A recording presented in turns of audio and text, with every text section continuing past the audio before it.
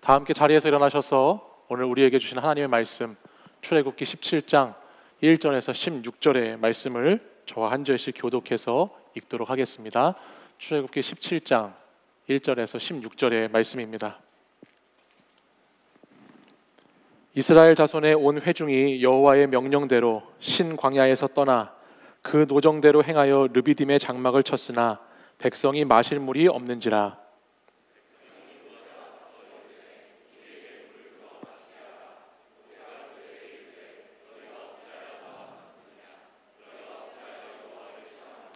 거기서 백성이 목이 말라 물을 찾으매 그들이 모세에게 대하여 원망하여 이르되 당신이 어찌하여 우리를 애굽에서 인도해 내어서 우리와 우리 자녀와 우리 가축이 목말라 죽게 하느냐.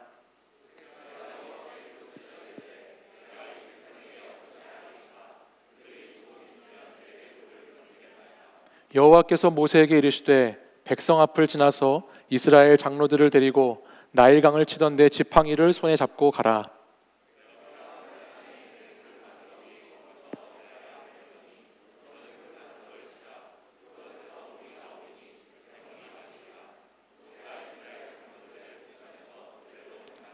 그가 그곳 이름을 마사 또는 무리바라 불렀으니 이는 이스라엘 자손이 다투었으며 또는 그들이 여호와를 시험하여 이르기를 여호와께서 우리 중에 계신가 안 계신가 하였음이더라. 모세가 여호수아에게 이르되 우리를 위하여 사람들을 택하여 나가서 아말렉과 싸우라. 내일 내가 하나님의 지팡이를 손에 잡고 산 꼭대기에 서리라.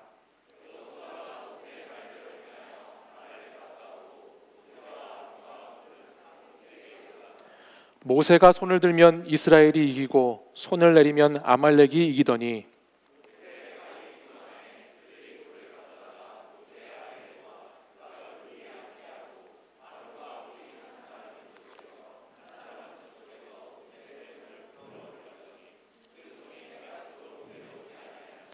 여호수아가 칼날로 아말렉과 그 백성을 쳐서 무찌르니라.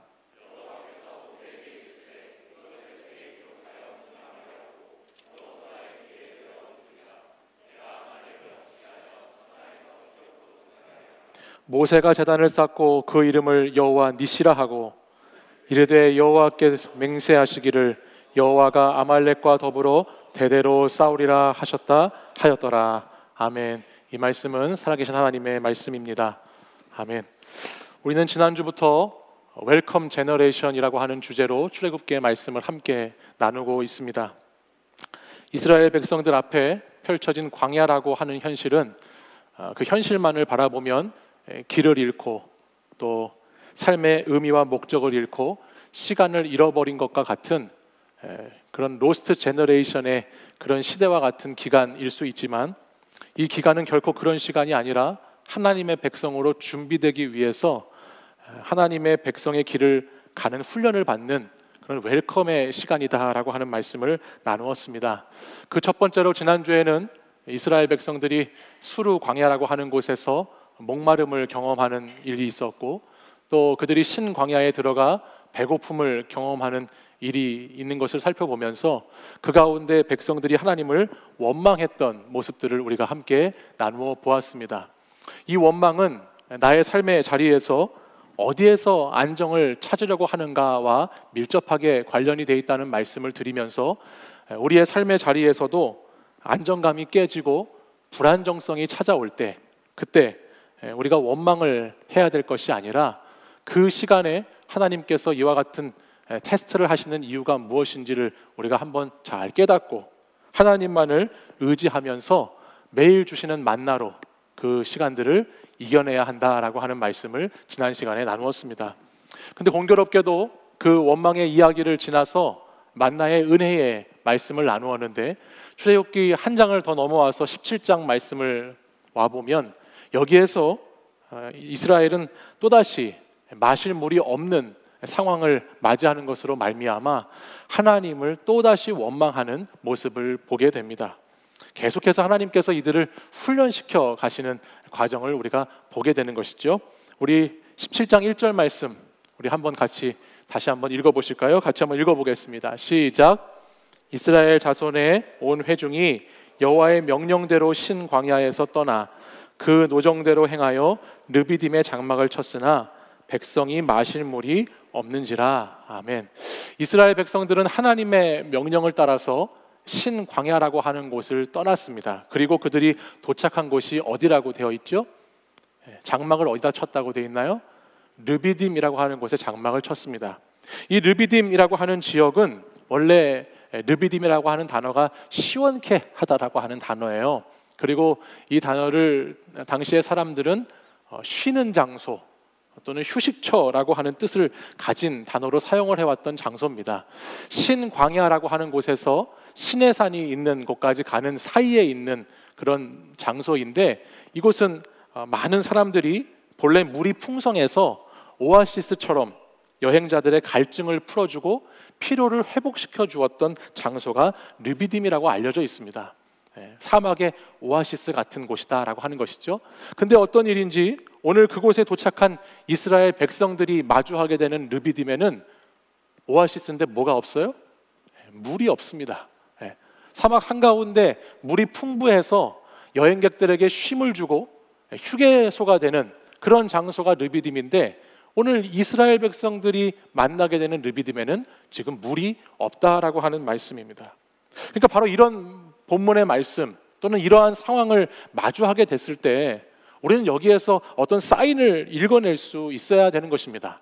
늘 당연한 것 같고 늘 변화가 없고 자연스럽고 쉽게 이어져 왔던 일상의 자리가 흐트러지고 깨지고 뭔가 달라지고 내가 생각지 못한 일이 진행되어 갈 때, 왜 이렇게 짜증나냐, 왜 이렇게 일이 안 풀리냐, 왜 이렇게 나는 재수가 없냐 라고 이렇게 생각하고 이해해야 될 것이 아니고, 우리는 그 삶의 자리에서 여기에는 그러면 하나님의 도대체 어떤 뜻이 들어있는가, 일상이 깨어진 자리에는 하나님의 어떠한 의도가 숨겨져 있을까라고 하는 것을 우리는 생각해 보아야 한다는 것이죠. 아무런 문제가 없던 삶의 자리에서, 아무 문제가 없던 가정에서 갑자기 부부간의 관계에 뭔가 이렇게 이상한 기류가 흐르기 시작하고, 또 부모와 자녀와의 관계, 형제 관계에 이상한 것이 터지기 시작하고, 아무 일이 없던 일터에서 생각지도 못한 일들이 일어나기 시작할 때, 또는 교회에서도 그러한 일들이, 관계가 갑자기 어려워질 수도 있고 예상치 못한 일들이 일어나기 시작할 때, 마땅히 그래왔던 것들이 달라지기 시작할 때 우리는 거기에서 영적인 긴장성을 가지고, 영적인 민감성을 가지고 세밀하게 오늘 나에게 주어진 이 일이 도대체 왜 일어났을까? 하나님의 의도는 무엇일까라고 하는 것을 꼭 생각해 보아야 한다라고 하는 것이에요. 다시 말해서 우리 삶의 자리에 일어나는 모든 순간의 모든 사건과 모든 만남과 모든 이야기를 하나님과 관련지어 생각하는 것, 하나님과 관련지어 돌아보는 것이 우리에게 굉장히 중요한 것이다 라고 하는 것입니다. 그런데 이스라엘 백성들은 이와 같은 훈련이 전혀 돼 있지 않았죠. 여러분이 아시는 것처럼 이스라엘 백성들은 애굽에서 노예 생활을 하면서 그냥 하루하루 노예로 노동하면서 주는 밥 먹고 잠자라고 할 때 자고 일할 때 일하는 정말 매우 수동적인 삶만을 반복해서 살아왔기 때문에 이스라엘 백성들은 늘 보이는 현실에만 주목해서 사는 삶을 살 수밖에 없었다라는 거예요. 그러니까 늘 2차원적인 삶, 그냥 보이는 것이 전부인 삶을 살아왔던 것이 이스라엘의 백성들입니다. 그들이 애굽 땅을 출애굽해서 그들에게 자유가 주어지고 그들이 마음껏 살아갈 수 있는 것이 주어졌다 하더라도 이들이 기대했던 삶은 그냥 편안한 삶, 배부른 삶, 배부르고 등 따스운 것이 최고라고, 그런 삶, 그런 거기에만 안주하고 만족하는 생활만을 생각했던 것이지, 하나님이 자신들을 도대체 왜 출애굽을 시키셨는지, 하나님이 오늘 출애굽을 시키신 그 이유와 목적과 뜻을 전혀 생각하지 못한 채로 살아가는 백성들의 모습을 보게 된다라고 하는 것이죠. 우리가 이 출애굽기의 이 사건, 출애굽이라고 하는 것을 구원이라고 하는 것에 비유해서 말씀을 하는데, 그러니까 구원을 받은 사람으로서의 그 이후의 삶, 구원받는 것까지는 예수님을 믿는 것으로 구원받았지만 그 이후에 있는 삶의 모습에 있어서 이스라엘 백성들은 전혀 하나님의 뜻을 깨닫지도 못하고 헤아리지도 못하고 살아가지 못했던 모습을 보여주고 있다라고 하는 것입니다. 출애굽기 19장 6절에 있는 말씀을 보면 하나님께서 이스라엘 백성들을 부르신 목적이 기록되어 있습니다. 우리 그 말씀을, 우리 상반절 말씀을 같이 한번 읽어볼까요? 너희가, 시작, 너희가 내게 대하여 제사장 나라가 되며 거룩한 백성이 되리니. 아멘. 하나님께서 이스라엘 백성들을 출애굽시키신 이유는 이스라엘 백성들이 하나님께 속한 백성이 되게 하기 위함이셨어요. 하나님의 백성으로서의 정체성을 가지고 구별됨을 가지고 세상 가운데 살아가는 민족으로, 백성으로 하나님이 택하셨지요. 그리고 그렇게 이스라엘 백성을 택하신 그 이유 중에 중요한 이유가 뭐냐면 바로 이 이스라엘 백성을 통해서 이방 민족이 구원을 받게 하시기 위함이에요. 제사장의 역할을 감당케 하셔서 이스라엘 백성을 도구로 사용하셔서 이방의 나라들에게 하나님이 어떤 분이신가를 이스라엘 백성들을 통해서 보여주고 드러나게 하시고, 그것을 통해서 이방의 열방들이 하나님의 백성들로 돌아오게끔 하는 역할을 이스라엘 백성들에게 주셨다라고 하는 것이 출애굽기 19장에 기록된 4절, 5절, 6절 기록된 말씀이라고 하는 것입니다. 그런데 이스라엘 백성들은 이것을 깨닫지 못했어요. 자신들의 사명을 깨닫지 못했을 뿐만 아니라 이들은 우리가 지난주에 살펴봤던 것처럼 매일매일 자신들에게 주어지는, 하늘에서는 메추라기가 떨어지고 땅에서는 만나를 주워 먹을 수 있는 정말 놀라운 기적과 같은 일들을 날마다 경험하면서도 매일 하루하루를 하나님의 은혜와 도우심 없이는 살지 못하는, 정말 하나님이 도와주셔서 살아가고 있는 하루하루를 살아가고 있음에도 불구하고 하나님을 놓쳐버리고 있었던 백성들의 모습을 오늘 또다시 보게 된다라고 하는 것이죠. 삶의 결핍, 현실의 문제, 감정의 변화, 어떤 예상치 못한 고난이 찾아왔을 때 이들은 그것들 앞에서 원망하기에 바쁘죠. 원망거리를 찾기에 바쁜 모습이에요. 오늘도 그 모습을 이 출애굽기 17장에서 보여주고 있다고 하는 겁니다. 본문을 자세히 보면 백성들이 지금 모세를 향해서 원망하는 것 같지만, 모세를 향해서 다투고 싸우고 원망하고 있는 것 같지만, 실상 이들이 지금 성경은 누구를 시험하고 있다고 말씀하시는지 아시나요? 7절 하반절을 한번 보시겠어요? 7절 하반절 말씀을 보시면 그들이 여호와를 시험하여 이르기를 여호와께서 우리 중에 계신가 안 계신가 하였음이더라 라고 말씀하죠. 이스라엘 백성들이 모세하고 지금 다투고 있는 것처럼 보이지만 실제로 이들의 궁극적인 문제는 뭐가 문제라고 하는 거예요? 하나님과의 관계에 문제가 생겼다라고 하는 거예요. 하나님과의 연결에 문제가 있다라고 하는 것이죠. 제가 예전에 지금 이렇게 여러분 앞에 보이는 이 핀 마이크를 쓰고 있는데, 이 핀 마이크에 온오프 버튼이 있어요. 근데 제가 몇 번 이거를 온으로 켜놓지 않고 여기 단에 올라와서 몇 번 이렇게 여기 앞에서 이렇게 온으로 스위치를 조정해서 여기서 바로 이야기를 해야 되는데 멈칫하면서 이렇게 말을 했던 적이 있습니다. 근데 한 번은 여러분들도 기억하실지 모르겠는데 아무리 이걸 온으로 하는 것 같이 왔다 갔다 해도 마이크가 안 나오는 거예요. 그래서 왜 마이크가 소리가 안 나올까 해서 제가 이거를 하도 안 되니까 빼가지고 도대체 내가 뭘 잘못했는지 이걸 계속 살펴봤어요. 살펴봐서 이게 뮤트가 걸려 있는 건지 뭔 전원이 안 켜져 있는 건지를 막 한참 보는데 그래도 소리가 안 나오는 거예요. 그래서 너무너무 고생을 하고 있으니까 우리 방송실에 있는 예찬 형제가 광고를 해야 되니까 핸드 마이크를 저한테 갖다 줘서 제가 핸드 마이크를 가지고 광고를 하고 다시 잠깐 자리에 들어가서 이 핀 마이크로 설교하기 전에 교체를 하고 이렇게 다시 자리에 왔어요. 그래서 나중에 예배가 끝난 후에 도대체 여기에 뭐가 문제가 있었는가라고 하는 것을 알아봤더니 문제가 있었어요. 무슨 문제가 있었는지 아세요? 이 안에 배터리를 넣어줘야 되는데 배터리가 없이, 건전지 없이 이것만 갖고 와서 제가 계속 전원을 켜고 온오프를 누르고 뮤트를 막 만지는데 아무 소용이 없더라고 하는 거예요. 그래서 제가 예배가 끝나고 우리 기동 간사한테 왜 배터리를 안 넣어놨냐고 소리를 치지 않고 제가 마음에 들지 않는 게 뭐가 있냐고 내가 뭐 불편하게 하는 게 있으면 말로 하라고 그렇게 얘기를 했던 기억이 있어요. 그래서 그 후로는 제가 방송실을 위해서 기도를 더 많이 하거든요. 많이 하고 또 항상 마이크를 차기 전에, 그전에는 주는 대로 받아서 차고 왔는데 꼭 배터리 확인을 하면서 무게감을 느끼고서 여기에 이제 그걸 넣기 시작했어요. 왜냐하면 저분들이 이거 안 넣어주면 말이 안 나오잖아요. 그러니까 말을 할 수 없게 만들 수 있는 분들이어서 그렇게 하고 있는데, 제가 이와 마찬가지로 우리 모든 인생의 문제가 뭘까? 인생의 모든 문제가 뭘까? 스위치가 안 켜져서일까? 결과가 문제일까? 라고 하는 생각을 하면서 깨달은 게 있어요. 그게 아니고 우리 인생의 모든 문제는 우리가 하나님과 어떻게 연결되어 있는가, 내가 오늘 하나님과 어떤 관계를 맺고 있는가라고 하는 것이 가장 중요한 핵심이다라고 하는 것을 다시 생각해 보게 됐어요. 하나님은 하나님의 백성으로 택한 이스라엘 백성들을 매 순간 하나님과 관계를 맺기 원하셨어요. 그리고 하나님의 백성으로 택한 이스라엘 백성들이 모든 것에 있어서 하나님과 관련을 지어서 살아가는 백성들이 되시기를 간절히 원하셨어요.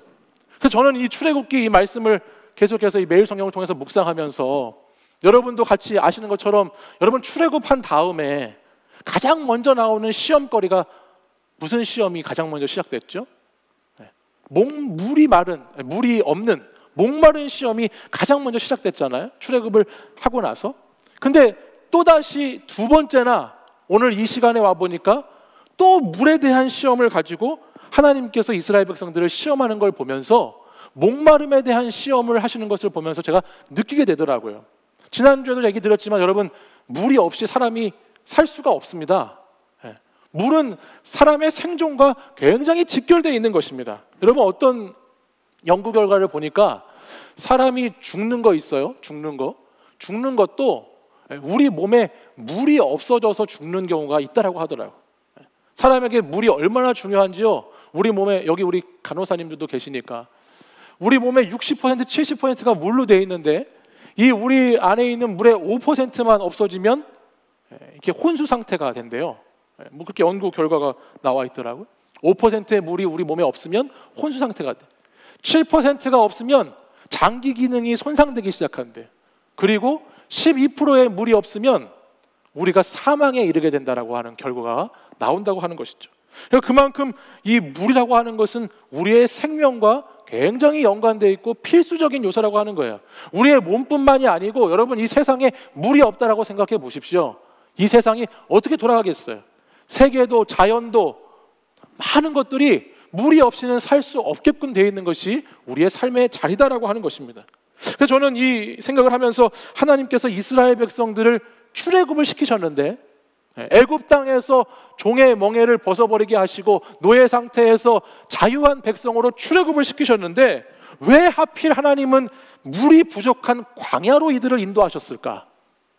왜 물이 부족할 수밖에 없는 그 사막의 자리로 백성들을 인도하셨는가라는 생각을 해보고, 또 한 가지는, 그러면 물이 없는 광야에서 왜 그곳에서 물이 또 없어서, 정말 물이 없어서 목마르게 하셔서 백성들을 시험해 가실까라는 것을 생각해 보니까, 이 목마름이라고 하는 요소, 이 갈증이라고 하는 요소가 하나님을 찾는 것, 하나님과 관계를 맺는 것, 하나님과 교제하는 것에 있어서 너무나 중요하기 때문이라는 것을 발견하게 됐어요.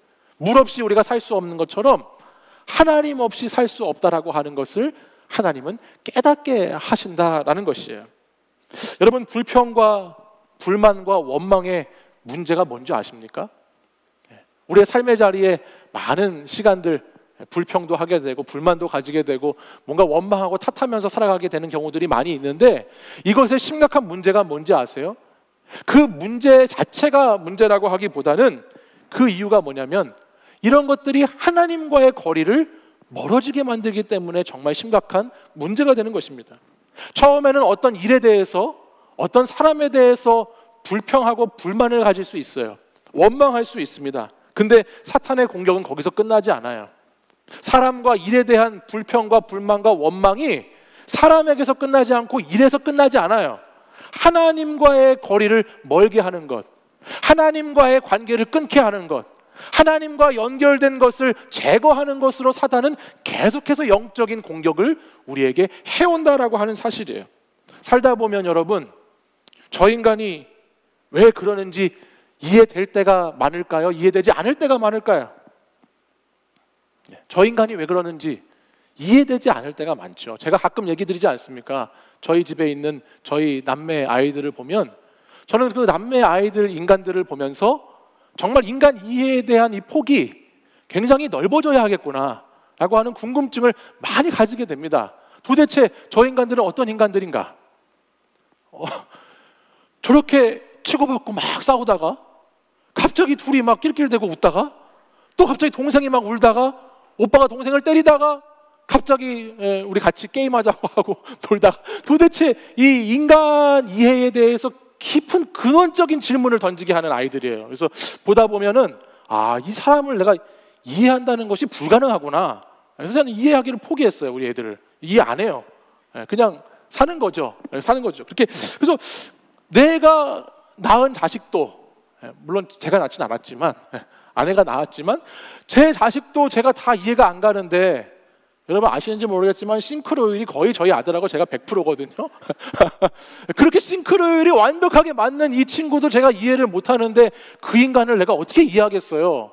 나랑 똑같은 사람도 이해가 잘 안 되는데 여러분에게 상처 주는 인간, 여러분의 마음을 상하게 하는 인간을 우리가 어떻게 다 이해하겠습니까? 그뿐만이 아니죠.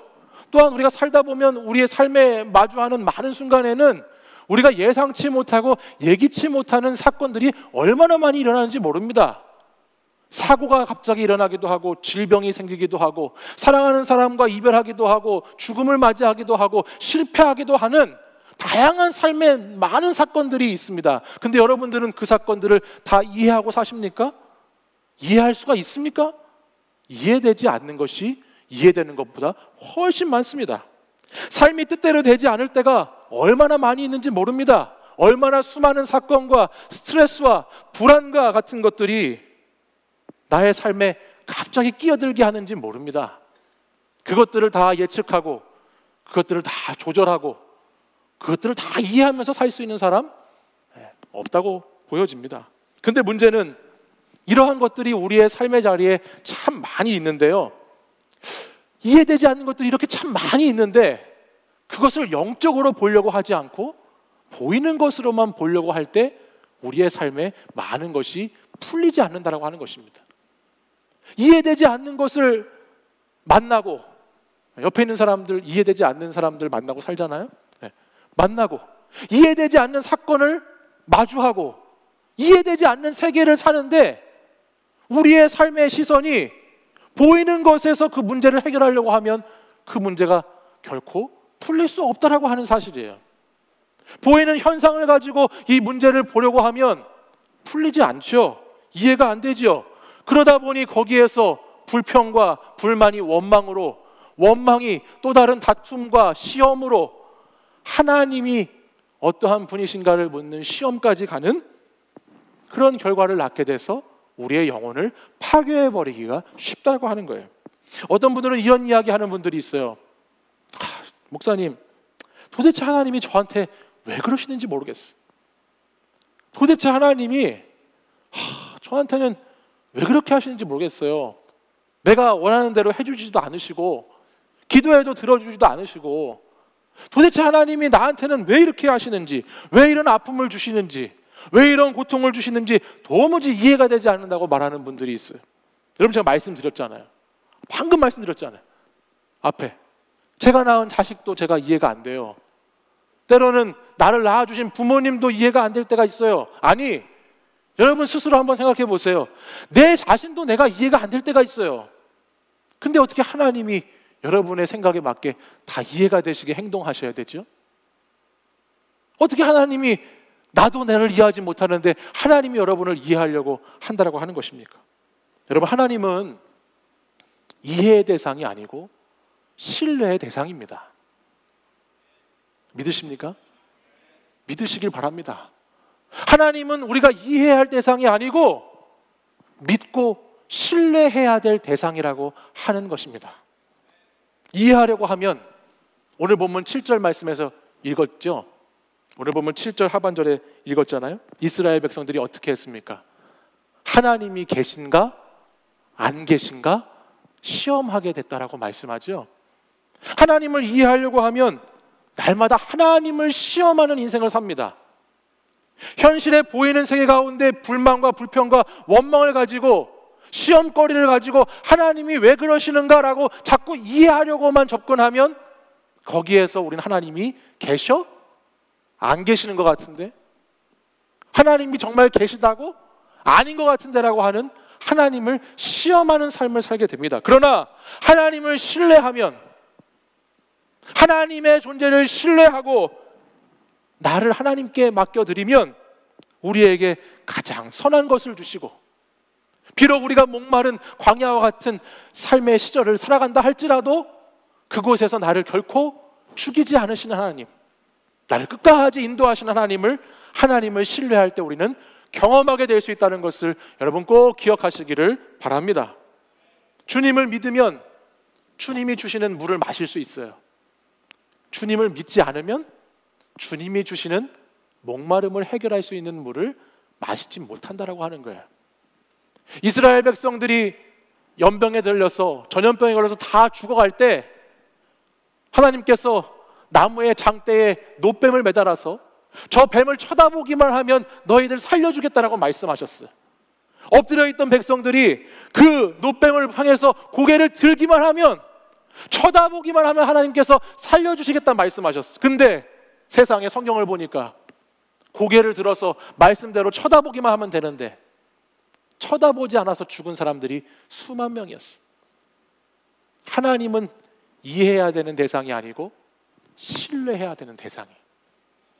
하나님을 신뢰하고 믿으면 살 수 있지만 그렇지 않으면 우리의 영혼이 죽어간다는 것을 기억해야 하는 것이죠.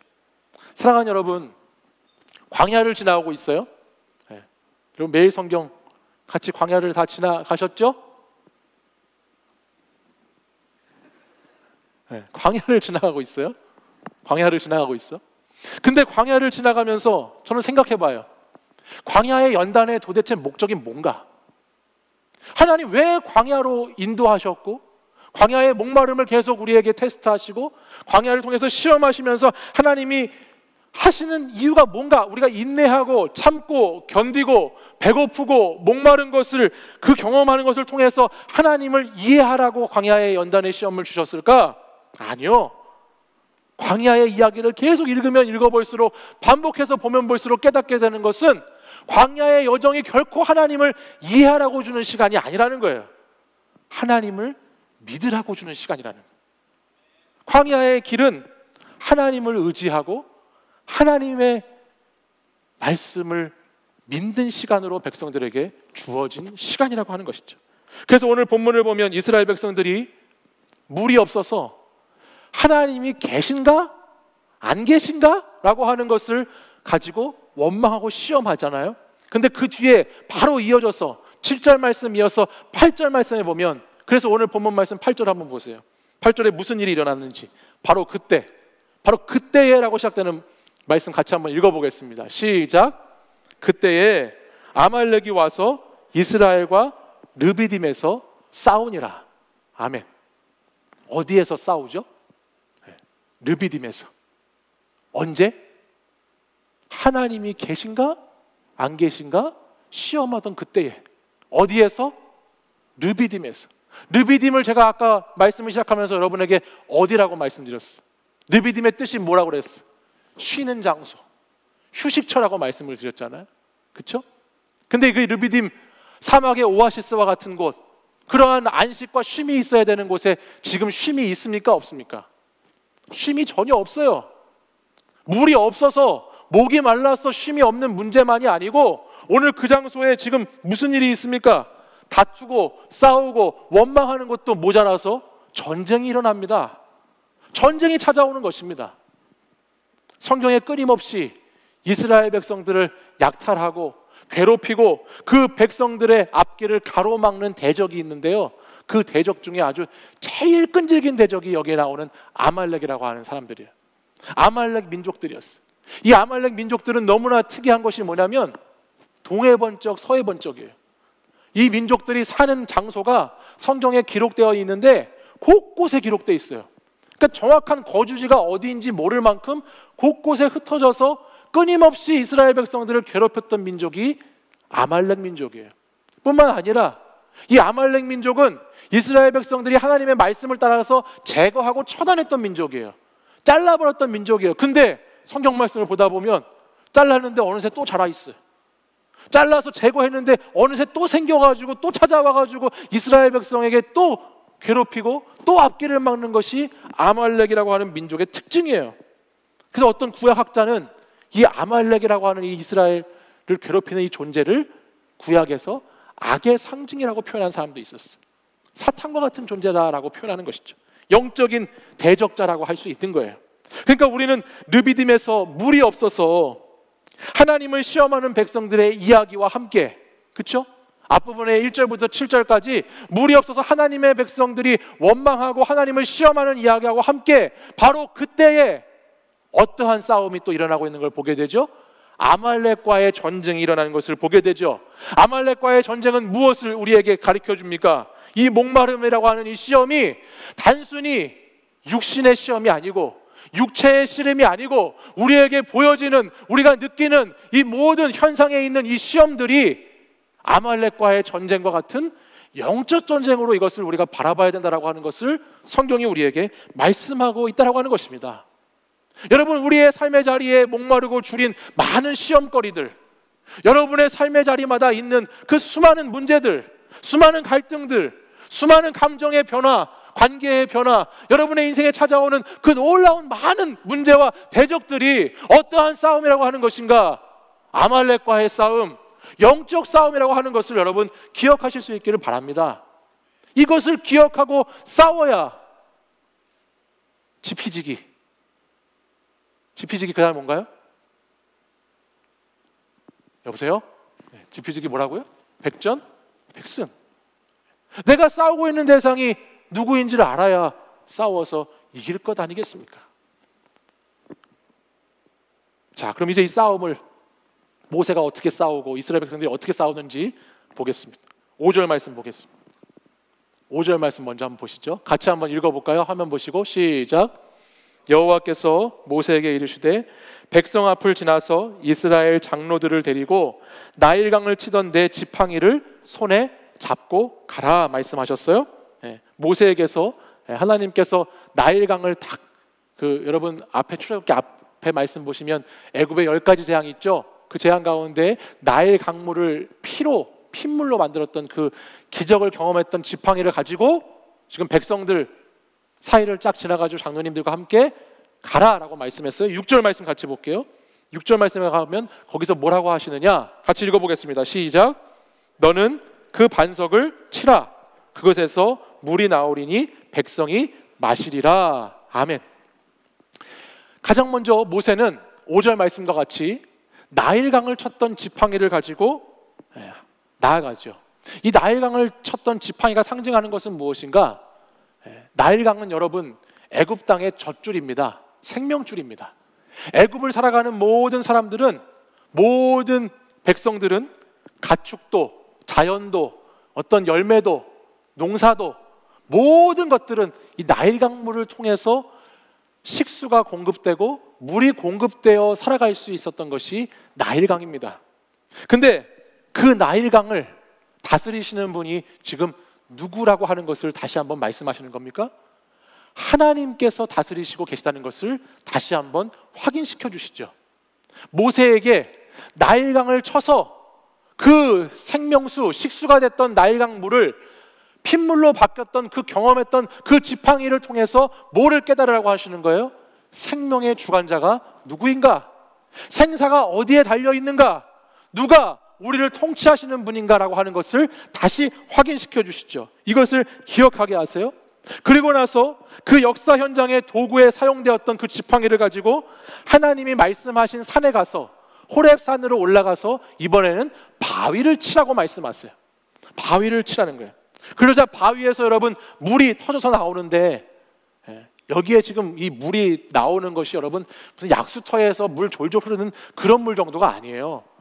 이스라엘 백성들이 목마르다고 하는 그 백성들이, 출애굽한 백성들이 장정만 60만이에요. 가족들까지 다 포함하면 200만의 사람들이 출애굽을 했어요. 바위를 쳐가지고 나오는 물이 약수물이면 그 백성들을 어떻게 먹일 수 있겠어요? 마시게 할 수 있겠어요? 그 정도 차원이 아니라는 거예요. 목을 적실 정도의 어떤 물이 아니라 완전히 잠겨버릴 정도의 물을 하나님께서는 부어주시는 거예요. 믿음을 가지고 모세가 하나님의 지팡이를 가지고 반석을 치니까 그 믿음의 역사에서 놀라운 일들이 지금 벌어지고 있는 것이죠.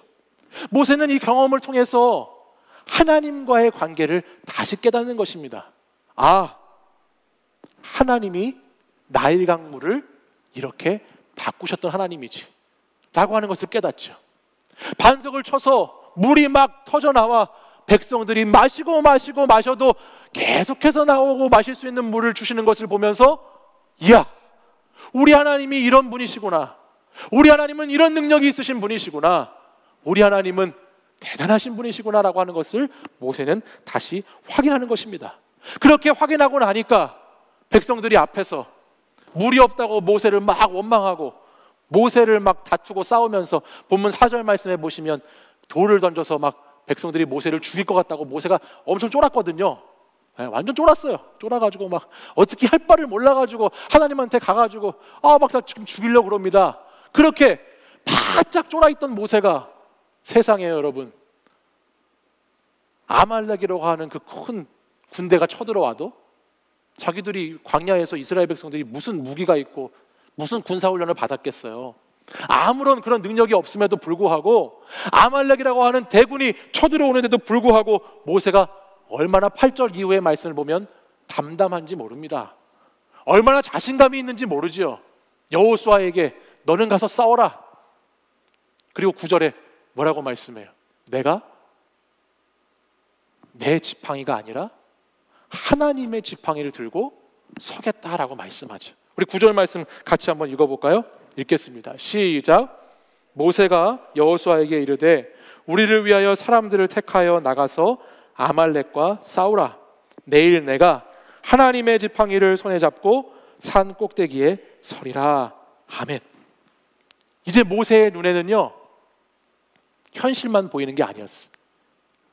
모세의 눈에는 2차원적인 이 세상의 것으로만 보이는 것이 아니었어요. 문제 그 자체만 보는 것이 아니었어요. 모세는 나무 지팡이가 아니고 내 지팡이가 아니고 하나님의 지팡이, 하나님의 능력이 있는 지팡이, 하나님의 역사를 이루는 지팡이, 그것을 가지고 담대하게 나아가는 것입니다. 영적 전쟁 가운데 하나님을 의지해서 믿음으로 나아가는 것이죠. 하나님께 자신의 마음을 드리고 하나님께 자신의 생각을 드리고 하나님께 자신의 모든 것을 드리면서 그분을 신뢰하고 의지하면서 그 길을 걸어갔다라고 하는 것입니다. 사랑하는 여러분, 오늘 이 출애굽기 17장에 나오는 이 현실은 물이 없었고 다툼과 원망으로 인해서 하나님을 시험했고 심각한 위기와 전쟁 가운데 있었던 현실이었지만, 오늘 이 전쟁은 나에게 속한 전쟁이 아니고 육의 전쟁이 아니고 영적 전쟁이라고 하는 것을, 영적 싸움이라고 하는 것을 모세와 오늘 이야기는 우리에게 들려주고 있습니다. 그리고 이 영적 전쟁은 우리가 하나님의 지팡이만 의지한다면, 하나님의 지팡이만 꼭 붙잡고 있다면 하나님께서 싸워주시고 반드시 승리하게 하시는 전쟁이기 때문에 두려워하지 않고 무서워할 필요 없이 담대하게 싸워나가야 하는 전쟁이라는 것을 우리에게 깨닫게 하고 있습니다. 여러분, 그러므로 이 땅을 살아가면서 우리의 삶의 자리에 저 사람 때문에 원망이 생기고 우리의 삶의 자리에 저 일 때문에 원망이 생기고 하나님을 시험하게 되는 경우가 생길 때마다 우리는 오늘 이 시대에 우리에게 주신 지팡이, 기도라고 하는 지팡이를 가지고 하나님께 나아가야 할 줄 믿습니다. 전쟁이 계속되는 이 시간 동안에, 여러분 이 뒤에 이야기 아시죠? 전쟁이 계속되는 시간 동안에 모세가 지팡이를 잡은 손을 들고 하나님께 기도하면 아말렉과의 전쟁에서 이겼습니다. 그러나 그 지팡이가, 그 손이 떨어지면 전쟁에서 패하게 됐다라고 성경은 말씀합니다. 하나님은 우리가 무릎 꿇게 하시는 것을 통해서 우리가 어쩔 수 없게 하나님 앞에 무릎 꿇게 돼야 되는 시간을 하나님은 허락하시는 것을 통해서 하나님과의 관계를 새롭게 정립하기 원하십니다. 하나님은 우리가 하나님 앞에 엎드릴 수밖에 없는 현실을 살게 하시면서 다시 하나님과의 관계를 정리정돈하게 하신다라고 하는 것입니다. 우리가 무릎을 꿇을 수밖에 없는 그 순간, 그 문제, 그 고난을 통해서 하나님은 오늘도 광야에서 우리를 웰컴하시는 하나님이시라는 거예요.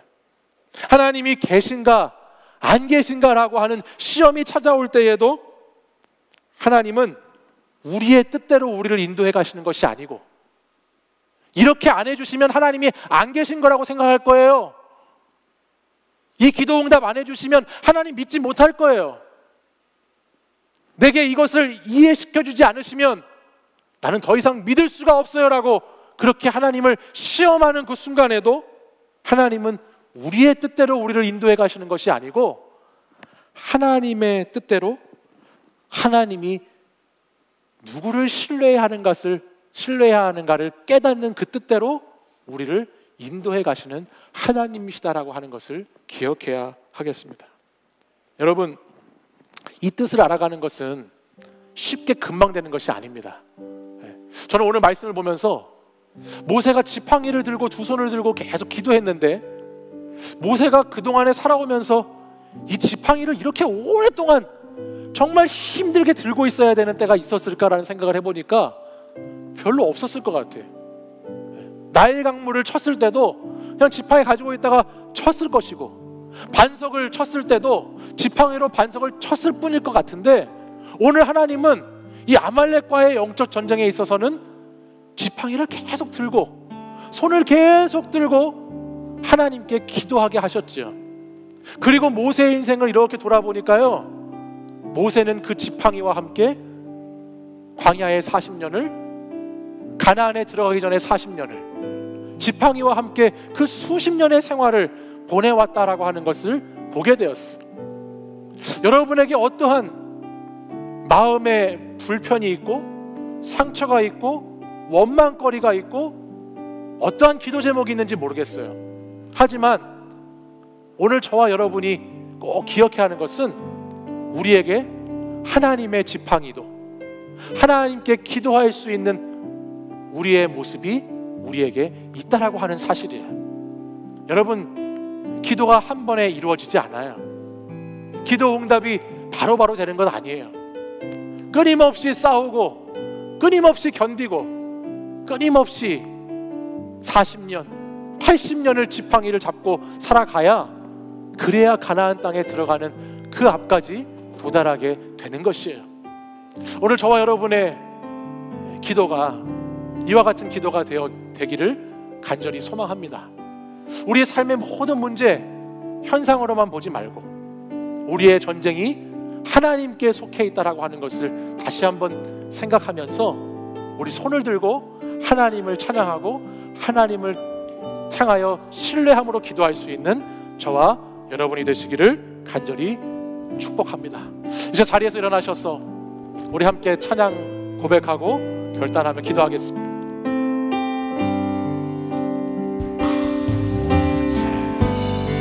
세상의 유혹 시험이 내게 몰려올 때에 나의 힘으론 그것들 모두 이길 수 없네. 거대한 폭풍 가운데 위축된 나의 영혼 어찌할 바를 몰라 헤매이고 있을 때 주를 찬양 손을 들고 찬양 전쟁은 나에게 속한 것 아니니 주를 찬양 손을 들고 찬양 전쟁은 하나님께 속한 것이니. 다시 한번 찬양하겠습니다. 세상의 유혹 시험이 세상의 유혹 시험이 내게 몰려올 때에 나의 힘으론 그것들 모두 이길 수 없네. 거대한 폭풍 가운데 위축된 나의 영혼 어찌할 바를 몰라 헤매이고. 우리 한 번 더 고백하겠습니다. 세상의 유혹 시험이 내게 몰려올 때에 나의 힘으론 그것들 모두 이길 수 없네. 거대한 폭풍 가운데 위축된 나의 영혼 어찌할 바를 몰라 헤매이고 있을 때 주를 찬양, 손을 들고 찬양. 전쟁은 나에게 속한 것 아니니 주를 찬양, 손을 들고 찬양. 전쟁은 하나님께 속한 것. 우리 2절로 고백하겠습니다. 거짓과 속임수로, 거짓과 속임수로 가득 찬 세상에서 어디로 갈지 몰라 머뭇거리고 있네. 공중의 권세 잡은 자 지금도 우리들을 실패와 절망으로 넘어뜨리려 하네. 주위를 둘러보면 아무도 없는 믿음의 눈을 들면 보이는 분 계시네. 지금도 내 안에서 역사하고 사망과 어둠의 권세 물리치신 주님, 예수님. 주를 찬양, 손을 들고 찬양. 전쟁은 나에게 속한 것 아니니 주를 찬양, 손을 들고 찬양. 전쟁은 하나님께 속한 것. 주를 찬양, 손을 들고 찬양. 전쟁은 나에게 속한 것 아니니 주를 찬양, 손을 들고 찬양. 전쟁은 하나님께. 우리 두 손 들고 다시 한번 찬양하겠습니다. 주를 찬양,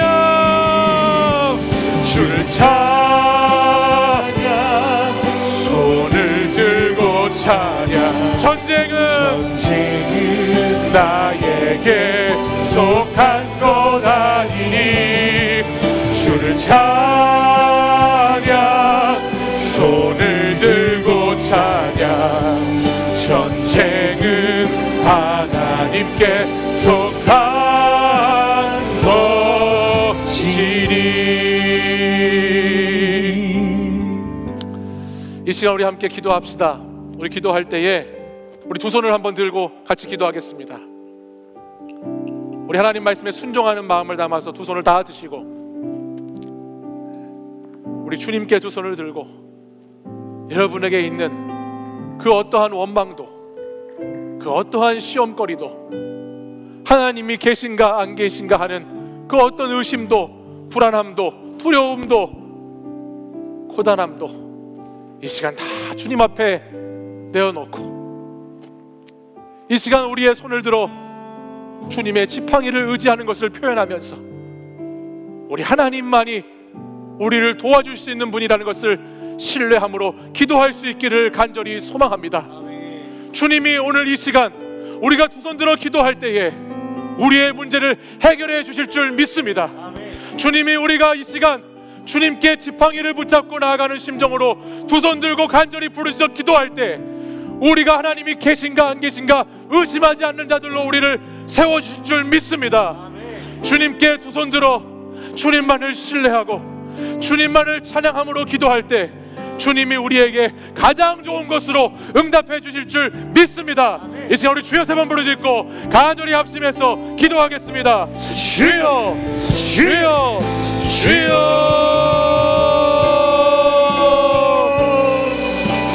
오 거룩하신 아버지 하나님, 이 시간 하나님의 아버지 하는 거룩한 백성들, 하나님의 자녀된 백성들이 주님 앞에 손을 들어 기도하게 하시고 하나님 한 분만을 의지하며 주님만을 신뢰하며 나의 지팡이를 주님께 올려드리며 주님께 기도할 수 있도록 인도해 주시니 아버지 하나님 이 시간 하늘문을 여시고 우리에게 응답하여 주옵소서.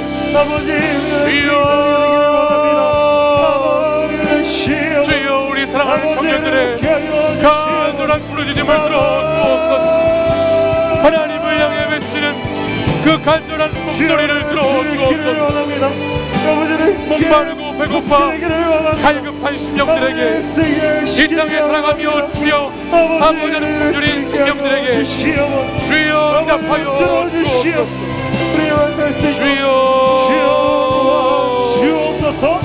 우리의 모든 싸움이 우리의 모든 시름이 영적 전쟁임을 기억하게 하시고 주님께 매달려 주님께 부르짖어 아버지 하나님 응답받는 자들로 하나님 아버지 역사하여 주시옵소서.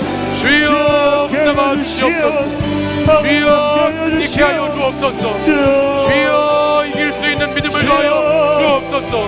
하나님 한 분만을 신뢰하며 나가게 하여 주시옵소서. 주여 아버지여 주여 우리에게 응답하여 주옵소서. 주여 우리의 기도 제목에 하나님 아버지 응답하여 주시옵소서. 주여 하나님을 이해하는 것에 머무는 것이 아니라 주님을 신뢰하며 우리의 길을 걸어갈 수 있도록 인도하여 주시옵소서. 주여 역사해 주옵소서. 우리의 삶의 어떠한 문제들도 어떠한 결핍도 어떠한 불안과 시험도 아버지 앞에 내어놓습니다. 주여 주여 우리의 앞길을 인도해 주옵소서. 우리가 나아갈 길을 인도해 주옵소서. 우리를 하나님 붙잡아 주시고 인도하여 주시고 우리에게 목마름 아버지 우리에게 주님을 해결해 주옵소서. 주여 인도해 주옵소서. 주여 붙여주옵소서. 주여 인도해 주옵소서. 주여 역사해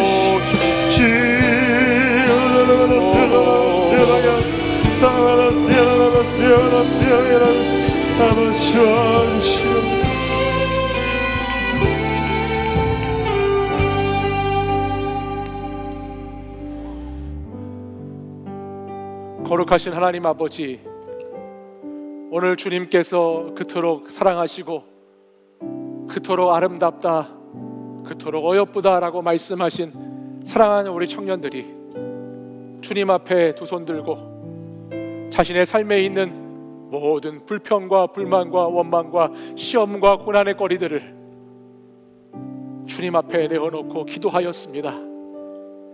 내 삶에 있는 문제를 현상의 문제로만 보지 아니하고 이 모든 것들이 영적인 전쟁과 영적인 싸움이라는 것을 깨닫고 주님 지팡이 붙잡는 심정으로 손을 들고 기도하였습니다. 주님 우리의 간구에 응답하여 주시옵소서. 사랑하는 우리 청년들과 성도들의 그 부르짖는 간구에 주님 응답하여 주시옵소서. 하나님이 계신가 안 계신가 시험이 찾아올 때마다 하나님, 나의 삶의 자리에 사람을 통해서, 일을 통해서, 내 삶의 모습을 통해서 이해되지 않는 것들로 가득 찰 때마다 주님께 부르짖어 기도할 수 있는 하나님의 백성들이 되게 하여 주시옵소서. 그리고 우리가 주께 나와 손들고 기도할 때 이 전쟁이 우리에게 속한 것이 아니고 하나님께 속해 있음을 확인할 수 있도록 인도해 주시고, 하나님께서 싸우시고 하나님께서 이기게 하시고 하나님께서 승리케 하시는 것을 경험하는 자들 될 수 있도록 주여 역사하여 주시옵소서. 오늘도 거친 광야와 같은 세상을 살아가는 우리 청년들에게 주여 새 영을 부어주시고 새 힘을 주셔서 한 주간 살아가는 삶의 자리에도 어떠한 어려움과 시험이 찾아온다 할지라도 주님 지팡이 꼭 붙잡고 하나님의 지팡이를 가지고 기도로 나의 삶을 새롭게 세워갈 수 있는 청년들, 성도들 되게 하여 주시옵소서. 이제는 우리 주 예수 그리스도의 은혜와 하나님 아버지의 사랑과 성령의 교통하심이 시험에서 지팡이로, 보이는 현실의 문제와 고난에서 기도의 자리로 나아가기로 결단하며 이 시간 주님 앞에 예배드린 사랑하는 우리 청년들과 성도들 위해 이제부터 영원까지 항상 함께 하시기를 간절히 축원하옵나이다.